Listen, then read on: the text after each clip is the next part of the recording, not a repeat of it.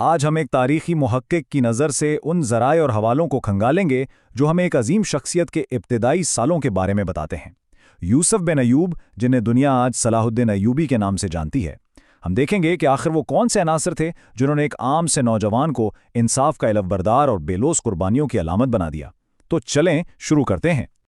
آج کے اس تجزیے میں ہم جن اہم نکات پر بات کریں گے ان میں شامل ہیں اس دور کے بدلتے حالات، بیلبک میں ان کی تعلیم، الہیات سے ان کا گہرا لگاؤ اور ان عظیم سرپرستوں کا ذکر جنہوں نے ایک سچے نجات دہندہ کا خاکہ تیار کیا۔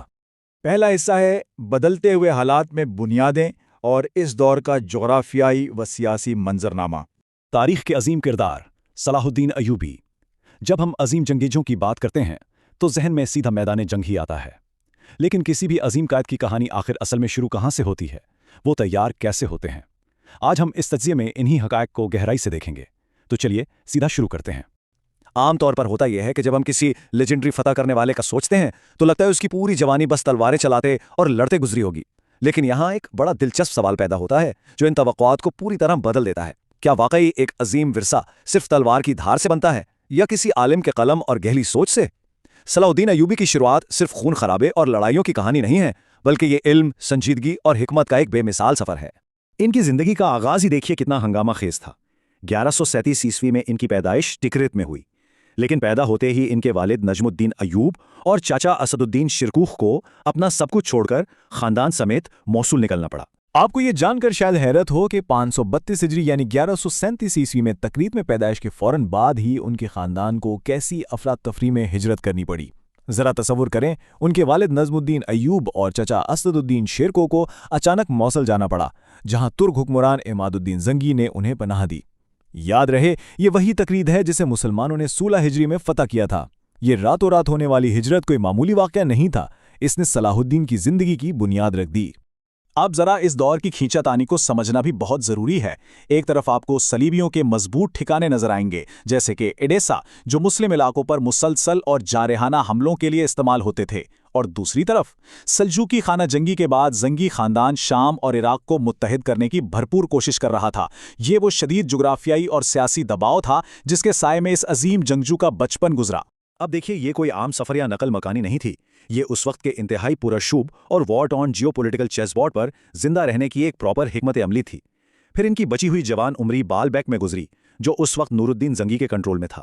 اس دور کی افراتفری اور خطرات کو تھوڑا اور سمجھتے ہیں۔ ایڈیسا ایک انتہائی اہم قلعہ تھا جسے عماد الدین زنگی نے فتح کیا تھا۔ اس فتح سے پہلے یہ قلعہ کروسیڈر انکرجنز یعنی مسلمانوں کے علاقوں پر حملوں کے لیے ایک ایگریسو بیس کے طور پر استعمال ہوتا تھا۔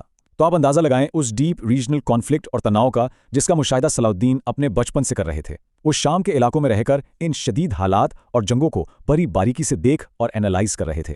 تو یہاں سب سے اہم نقطہ یہ ہے کہ ہمیں صلاح الدین کی تربیت کے دو بالکل مختلف مگر انتہائی ضروری پہلو نظر آتے ہیں۔ بالبیک میں اپنے قیام کے دوران انہوں نے صرف فوجی تربیت یا کامبیٹ پریپریشن ہی نہیں کی، بلکہ دینی علوم میں بھی کامل دسترس حاصل کی۔ ایک طرف قرآن مجید حفظ کرنا، فقہ اور حدیث پر عبور حاصل کرنا تھا، اور دوسری طرف جنگ کی مہارت۔ یہ دونوں راستے الگ نہیں تھے، بلکہ یہ مل کر اس عظیم اسلامی جنگجو کو بنا رہے تھے جو آگے چل کر انصاف کے لیے اپنی ہر چیز قربان کرنے والا تھا۔ اب جو بات یہاں واقعی بہت دلچسپ ہے وہ یہ ہے کہ مشہور تاریخ دان سٹینلی لین پول اس بات کو کنفرم کرتے ہیں۔ ان کا کہنا ہے کہ صلاح الدین کا سب سے پہلا اور اصلی ہتھیار ان کی ذہانت اور دینی علوم تھے۔ انہیں تھیولوجیکل چیزوں سے لگاؤ تھا، شاعری بھی پسند تھی، لیکن انہیں سب سے زیادہ مزہ شریعت کے قانون کی تشریح اور آرتھوڈاکس بحث میں آتا تھا۔ ان کی ذہنی صلاحیتوں کا محور وہی دینی تعلیمات تھیں جنہوں نے ان کے عظیم کردار کی پختہ بنیاد رکھی۔ اس بنیاد کا نتیجہ کیا نکلا؟ ہجری سال 546 یعنی تقریباً 1150 AD پر غور کریں۔ صلاح الدین کی اسی عظیم ذہانت کو دیکھتے ہوئے نور الدین زنگی نے انہیں اپنے قریب کر لیا۔ انہوں نے نور الدین اور اپنے چاچا اسد الدین شرکوں کے درمیان ایک پرائیویٹ سیکرٹری اور اہم رابطہ کاری کے طور پر کام شروع کیا۔ یہ ان کی ذہنی صلاحیتوں اور قابلیت کا ہی نتیجہ تھا کہ اتنی کم عمر میں ہی انہیں اعلیٰ قیادت کے ساتھ اتنی اہم اور حساس ذمہ داریاں سونپی گئیں۔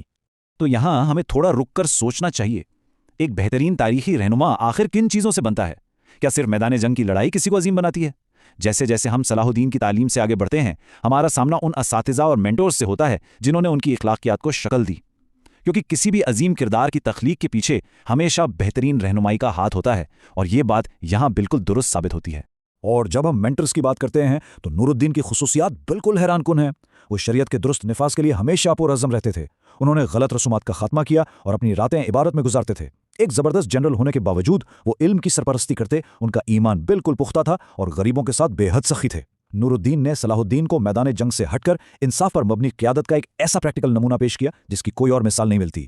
اور یہ ایک واقعہ اس بات کو انتہائی شاندار طریقے سے واضح کرتا ہے کہ انصاف کے لیے قربانی کا اصل مطلب کیا ہے۔ ایک دفعہ نور الدین کے مشیروں نے تجویز دی کہ صدقات اور خیرات کے فنڈز کو جنگ کی تیاریوں کے لیے استعمال کیا جائے، کیونکہ اس وقت جنگ جیتنا ضروری تھا۔ لیکن نور الدین نے بالکل صاف انکار کر دیا۔ انہوں نے غریبوں اور ضرورت مندوں کے فنڈز کو بچا لیا اور فوجی ضروریات پر اپنے ایمان کو ترجیح دی۔ یہ اس بات کا پختہ ثبوت تھا کہ ایک سچا اسلامی جنگجو زمین اور اقتدار کے حصول کے لیے نہیں بلکہ مکمل طور پر انصاف کی فراہمی کے لیے لڑتا ہے۔ اس ایک مثال نے صلاح الدین کے کردار کو ہمیشہ کے لیے بدل دیا۔ تو اس سب سے ہمارا اصل سبق کیا ملتا ہے؟ ایک تاریخی لیجنڈ اچانک پیدا نہیں ہوتا۔ صلاح الدین صرف ایک پیدائشی فتح کرنے والے نہیں تھے، ان کی شخصیت کو بڑی مہارت سے تراشا گیا تھا۔ ان کی گہری ذہانت، شریعت کا پیچیدہ علم اور نور الدین جیسے مینٹرز کا انصاف پر مبنی کردار، یہ وہ عناصر تھے جنہوں نے مل کر انہیں ایک ایسا عظیم اسلامی جنگجو بنایا جو حق اور انصاف کے لیے کسی بھی وقت اپنی قربانی دینے کو تیار رہتا تھا۔ آخر میں یہ سب ہمیں ایک بہت ہی دلچسپ سوچ پر لا کر کھڑا کرتا ہے۔ اگر حتمی فتح کے لیے ناقابل تشخیص انصاف اور ایسی مضبوط بنیاد کی ضرورت ہوتی ہے تو پھر اس گہرے عالمانہ اور منصفانہ پس منظر نے آنے والے برسوں میں صلاح الدین کی عظیم فتوحات کو کس طرح شکل دی؟ یہ وہی بنیاد تھی جس نے آگے چل کر تاریخ اسلام کے ایک بے مثال باب کو مکمل کیا۔ اور سچ بتاؤں تو اس عظیم سفر کی آگے کی کہانی کے بارے میں جاننے کا اس سے بہتر وقت اور کوئی نہیں ہو سکتا۔ آگے بڑھتے ہیں دوسرے حصے کی طرف، بالبک میں تعلیم، یعنی ایک عظیم رہنما کی ابتدائی تربیت۔ تاریخی حوالے ہمیں بتاتے ہیں کہ ان کا لڑکپن کوئی عام سا نہیں تھا۔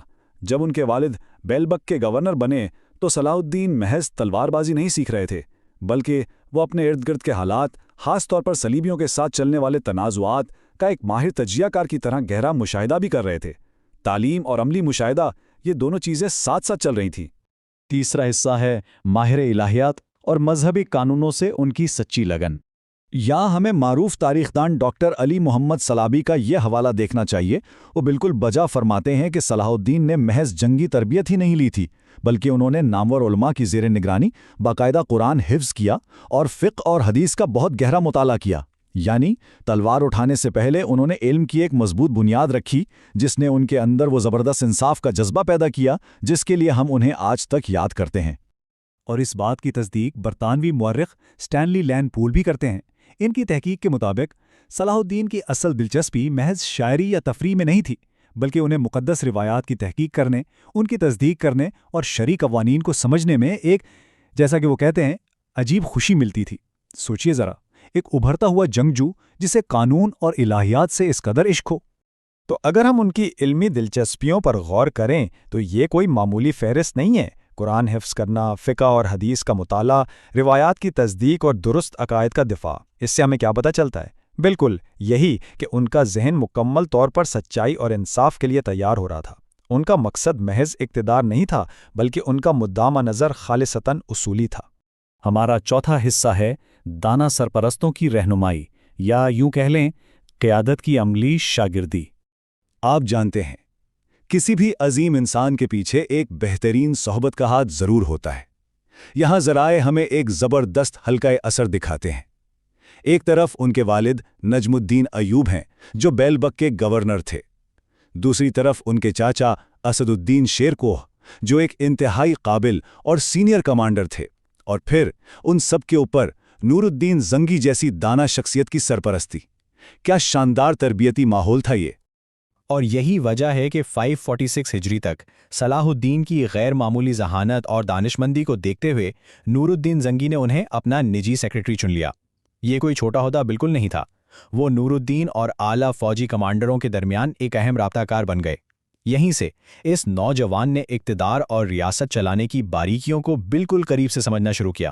اور اب آتے ہیں اپنے آخری حصے کی طرف، ایک نجات دہندہ کا خاکہ اور بے لوث کاموں کا نمونہ۔ نور الدین زنگی کے ساتھ کام کر کے صلاح الدین کو بے لوث قیادت کا ایک عملی نمونہ ملا جو بے مثال تھا۔ ذرائع بتاتے ہیں کہ نور الدین کی ترجیحات کیا تھیں؟ گمراہ کن رسومات کا خاتمہ، علم و دانش کی زبردست سرپرستی اور راتوں کو اٹھ کر عبادات کرنا۔ جب ایک نوجوان اور ذہین سیکریٹری دن رات ایک ایسے حکمران کو دیکھے گا تو ظاہر ہے اس کے دل و دماغ پر اخلاقیات کے گہرے اور انمٹ نقوش تو ثبت ہوں گے ہی۔ یہاں ایک بڑا دلچسپ اور حیران کن پہلو سامنے آتا ہے۔ ایک طرف تو ان کا غیر متزلزل ایمان تھا کہ تمام تر جنگی تیاریوں کے بعد کامیابی کے لیے بھروسہ صرف اور صرف اللہ پر کرنا ہے، اور دوسری طرف ان کی بے پناہ سخاوت۔ جب مشیروں نے مشورہ دیا کہ جنگ کے لیے غریبوں اور ضرورت مندوں کا فنڈ استعمال کر لیا جائے تو انہوں نے سختی سے انکار کر دیا۔ ان کے نزدیک جنگ جیتنے کے لیے انصاف اور غریبوں کے حقوق پر کوئی سمجھوتا نہیں کیا جا سکتا تھا۔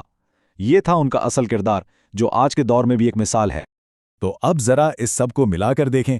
الہیات کا یہ گہرا مطالعہ، شرعی قوانین کی سخت پابندی اور نور الدین زنگی جیسی بے لوث سرپرستی کی بھٹی، ان تمام ذرائع کا بغور جائزہ لینے کے بعد آپ کے خیال میں اس شاندار تربیت نے انہیں آنے والے صلیبی چیلنجز کے لیے کتنا مضبوط اور تیار کر دیا تھا؟ کیا یہ سب محض ایک اتفاق تھا یا تاریخ کے ایک عظیم دور کا باقاعدہ آغاز؟ اس پر ضرور غور کیجیے گا۔